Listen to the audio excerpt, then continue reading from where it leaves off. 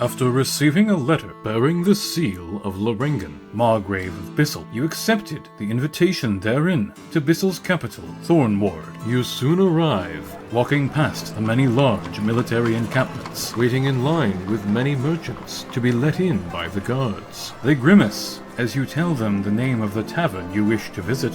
Take a left and follow the road to the square with the one-armed statue. 'Tis the big building on the left. Careful though, 'tis a rough place.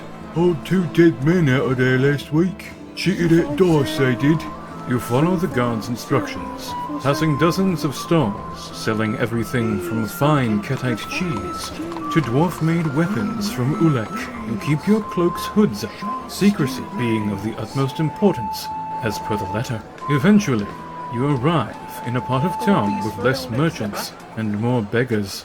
A half-orc of immense size tells one such beggar, "Sawed off." in front of the establishment you seek. After showing the seal on the letter to the half-orc, he guides you into the Sour Spigot, the tavern you were told to find. You are led to a back room, and the dwarvish owner soon brings a tray piled with stale buns and a large pat of butter. He smiles through his thick beard. "On the house, as per instructions. Your patron will be here soon."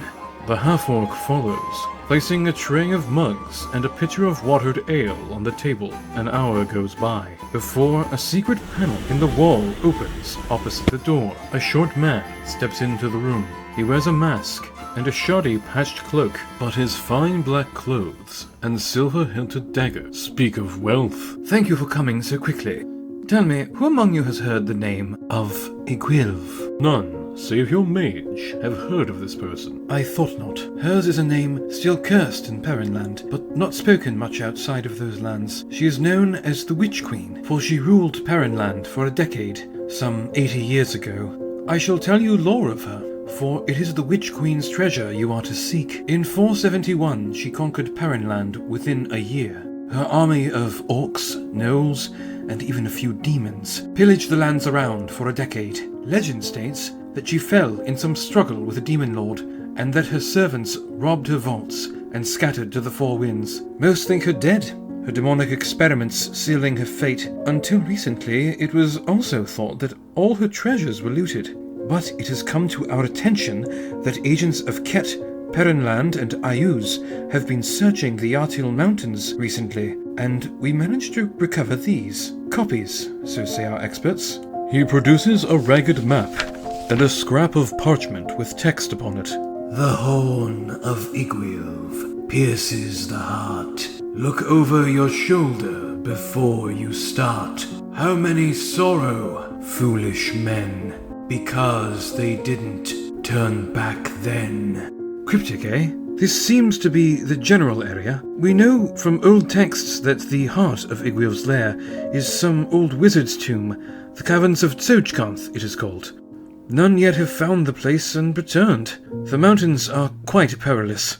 Giants, orcs, and worse are known to make their haunts within the Yartils. But greater than the peril is the treasure. The wondrous lanthorn of Daud was never found, but we are sure now that Igwilv possessed it. It is rumored to be wrought of pure gold, with crystal lenses, and it's magical to boot.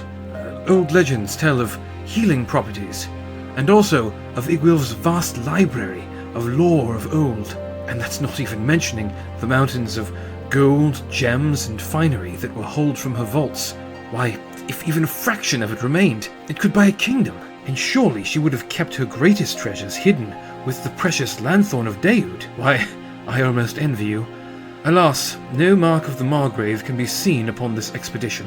We would fear reprisal for sending agents through the Kettite borders. Under no circumstances are you to allow our connection to be known, nor are you to allow any magical relics to fall into the hands of enemy forces.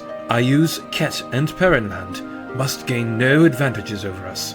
We shall provide this on loan." The masked man produces a large bag, pouring out thousands of Kettite minted silver coins. "For supplies. Upon your return, a 15% tax upon all coin found shall be rendered. However, all else is yours to keep.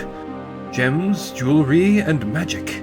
I shall reiterate, though, Igwilv was a demonologist and crafty mage. Ensure that you are prepared for whatever nasty surprises might await within her former abode. Any tomes found should be viewed with utmost caution, or not at all. Such tomes of lore may be of interest to us, though, and we will buy them at a fair rate. My lord has no shortage of coin, as you can see. Return here if you are successful. If you do not wish to take up this quest, simply leave the silver, the map and note, and speak of this to no one. We will know if you do. Otherwise, speak to the dwarf, Flint. He will arrange a guide to bring you here safely. The masked man points to the southwestern trail on the map. May the road be kind to you, He says, with a bow, and quickly steps back into the hidden passage. As it closes with a snap, the silver glints on the table in front of you, and you can't help but imagine the vast treasures that you may find within the Lost Caverns of Tsojcanth.